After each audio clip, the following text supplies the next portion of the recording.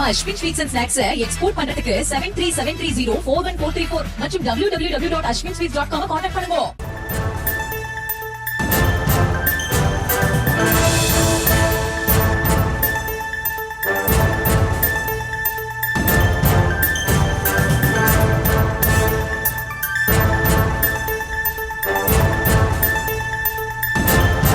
மாவட்டத்தின் பல்வேறு பகுதிகளிலும் கனமழை வெளுத்து வாங்குவதன் காரணமாக ராஜபாளையம் அருகே தனியார் அரிசி ஆலை மதில் சுவர் இடிந்து விழுந்து 100க்கும் மேற்பட்ட ஆடுகள் இடிபாட்டில் சிக்கி பலியாகி இருப்பதாகவும் அண்மை தகவல் கிடைக்கப்பெறுகிறது. இதுகுறித்த விவரங்களோடு இணைகிறார் நம்முடைய செய்தியாளர் மாரிராஜ் விவரங்களை வழங்கலாம். வணக்கம் காசினி. விருதுநகர் மாவட்டம் ராஜபாளையம் அருகே இளந்துறை கொண்டான் ஊராட்சிக்கு உட்பட்ட அம்மையப்பபுரம் கிராமத்தில் முருகன் 3 தலைமுறையாக ஆடு மேய்க்கும் தொழிலை செய்து வருகிறார். ஊருக்கு வெளியே கிடை போட்டு பராமரித்து வந்த நிலையில் தற்போது மழைக்காலம் என்பதனால் ஊருக்குள் உள்ள தனது சொந்த நிலத்தில் கிடை போட்டு ஆடுகளை வளர்த்து வந்தார்.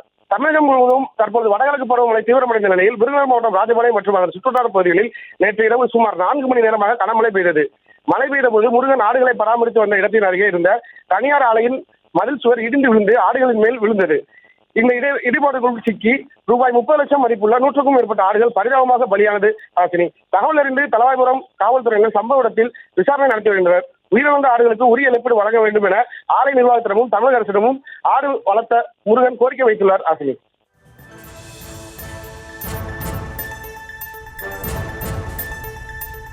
விவரங்களுக்கு நன்றி மாரிராஜ். நம்ம Ashwin sweets and snacks export பண்றதுக்கு 7373041434 மற்றும் www.ashwinsweets.com கான்டாக்ட் பண்ணுங்க.